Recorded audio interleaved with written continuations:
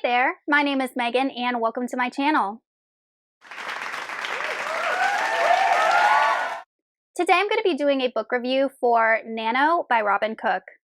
This review will include spoilers, so I'll be sure to put timestamps down below.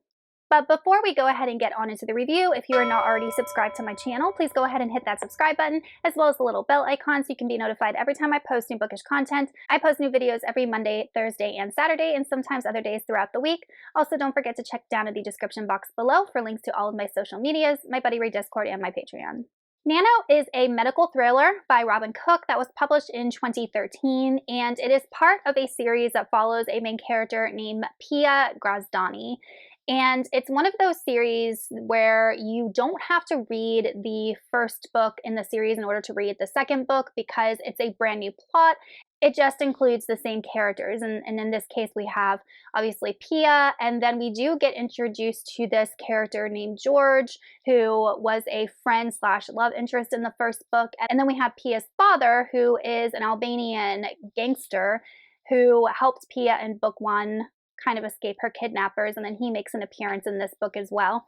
But Robin Cook does do a really good job about giving backstory about what happened in the first book to build context, so it really wasn't hard to follow in book 2. In this book, we're following Pia, and Pia is technically a doctor, but she's not a practicing doctor. She just has, all of her medical degrees, and she ends up moving from New York City to Colorado to work for this nanotechnology company, and she's working, to help develop, nanobots to fight infection. Pia is really, really passionate about her job and the company Nano she works for. She thinks that what they're doing is great and will revolutionize nanomedicine, etc.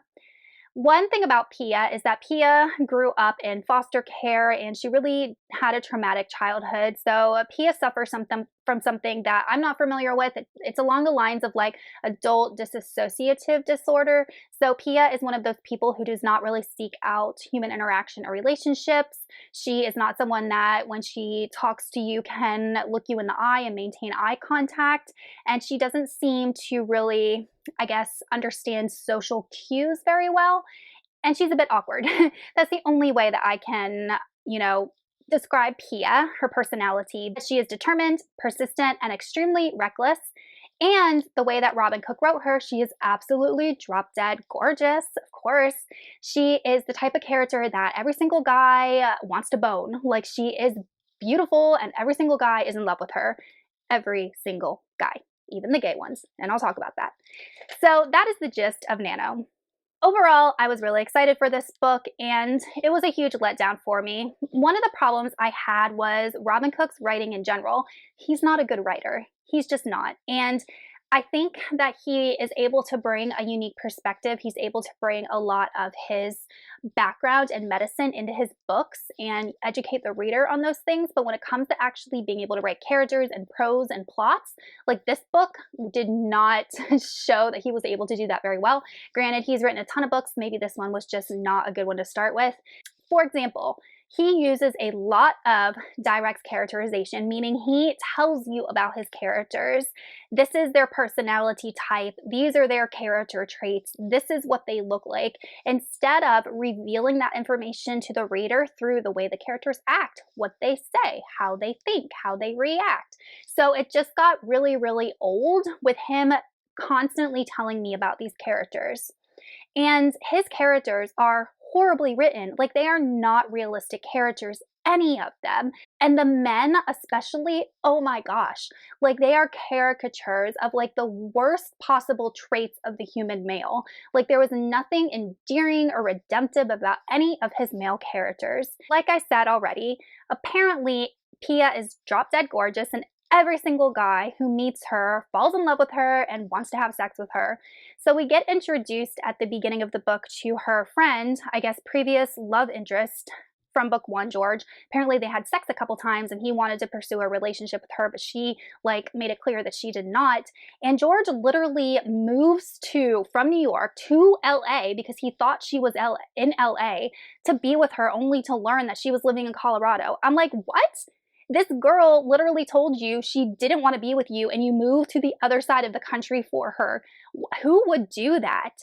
And then he like finds out she's living in Colorado, shows up unannounced, and like tries to continue to have a relationship with her, even though he knows that she is not able to enter into relationships the way that, you know, I guess untraumatized people are. And then we're in his head, and all he's thinking about is having sex with her. And she's sitting there, you know, hey, George, this is what I'm doing at work. This is nanotechnology. And in his head, Robin Cook is like, you know, the way George is perceiving Pia is like, blah, blah, blah. I want to have sex with you, blah, blah, blah. It was horrible. And then we get to this emergency room doctor that Pia meets, and their first interaction, we're in the character's head. His name is Paul. And he's like, I find this woman extremely interesting. I find that she's a mix of maybe French and North African. I'm like, how would you know that by looking at someone that they were French and North African? Like, what? It just made no sense. It was ridiculous.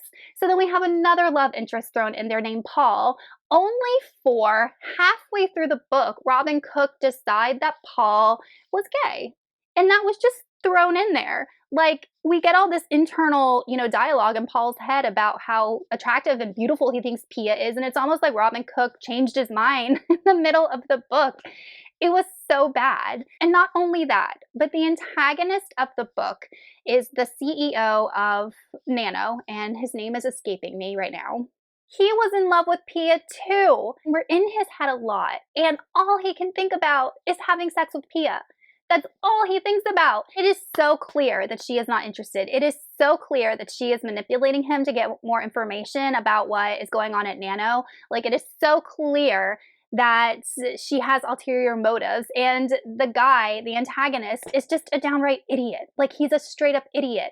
No person with a lick of sense would act like that. It was so bad.